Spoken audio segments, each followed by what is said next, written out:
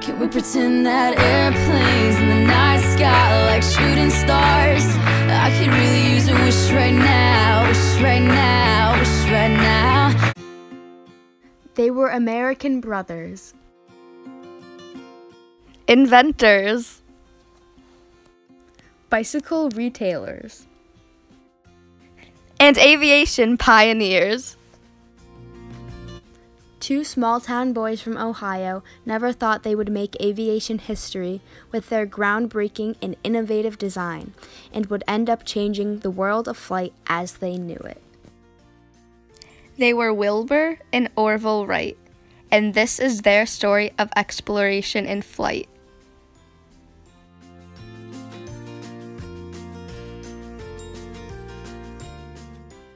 Their father was Milton Wright, a bishop in the Church of the United Brethren in Christ.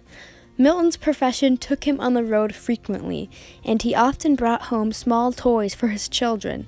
In 1878, he brought back a small model helicopter for his boys.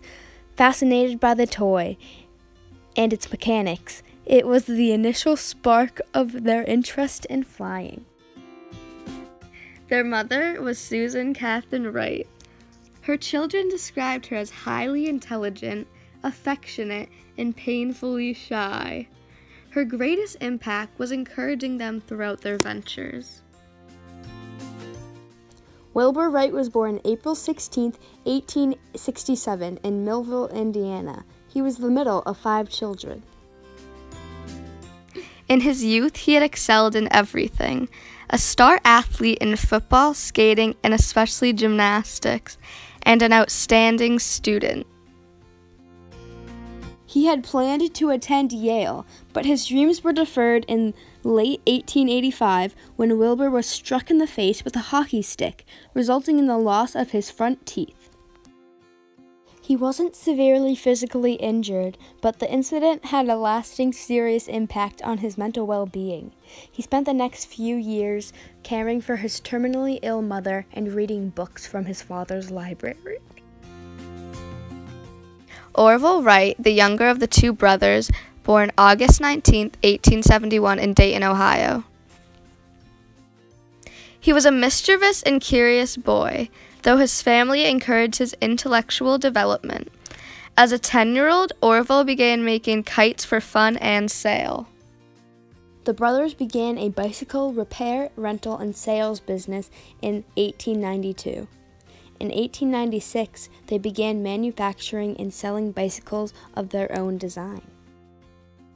They used the profits from the Wright Cycle Company to finance their aviation experiments. The brick building at 22 South Williams Street was the same building they designed and constructed their gliders and first airplane, the Wright Flyer, which cost under $1,000 to build. They wrote to the Smithsonian and obtained technical papers regarding aerodynamics. They read about the works of Cayley and Langley and the hang-gliding flights of Otto Linthiel. They studied the problems which had been encountered by previous flyers, and they talked about possible solutions. They looked for answers to the problems of flight by observing large gliding birds. They decided that control of the flying aircraft would be the most crucial and hardest problem to solve, and they divided the obstacles of flight into 3 categories. First, a set of lifting surfaces. Second, a method of balancing and controlling the aircraft. And last, means of propulsion. Because of their experience with the bicycle, a highly unstable but controllable machine, they saw no reason why an airplane could not be unstable yet controllable simultaneously. They took matters to the drawing board and spent the next few years troubleshooting different designs. In the year 1900, their model had a 17-foot span, a 165 square foot area. It was 50 pounds of empty weight. It flew mostly as a kite, and they had 12 glider flights, which flew 300 feet maximum distance. In 1901, their improved model had a 22-foot span, 290 square foot area, and weighed 100 pounds of empty weight. It was flown mostly as a glider and had a total of 50 glider flights in 400-foot max distance. In 1902, their further improved model had a 32-foot span, a 305 square foot area. It weighed 115 pounds of empty weight. It was the first aircraft with control in all three directions. It had 1,000 flights and a maximum distance of 650 feet, with 25 seconds maximum flight duration. The brothers' fundamental breakthrough was their invention of three-axis control, which allowed the pilot to steer the aircraft and maintain its equilibrium. In 1903, they produced their successful innovation known as the Wright Flyer. It had a 40-foot span, 505 square foot area.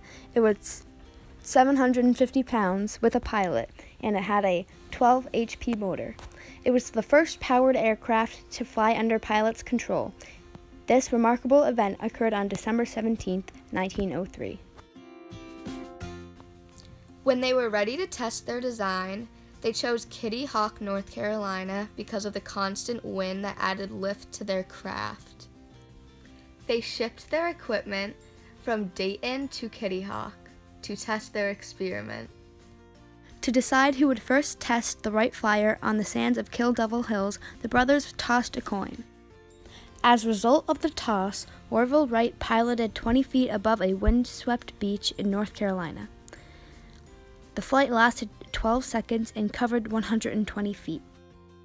Later that day, Orville wrote in his diary, "When we got up, a wind of between 20 and 25 miles was blowing from the north. We got the machine out early and put up the signal for the men at the station." Although it only lasted 12 seconds, their first flight will last forever in the industry of aviation and in the hearts of those who the Wright brothers inspired. Because of their risky exploration in the field of flight, we are able to obtain the advanced and cutting-edge aeronautic technology that we use today. I could use a dream or a genie or a wish to go back to a place much simpler than this. Cause after all the partying and smashing and crashing, and all the glitz and the glam and the fashion, and all the pandemonium and all the madness, there comes a time where you fade to the blackness. And when you staring at that phone in your lap and you hoping but them people never call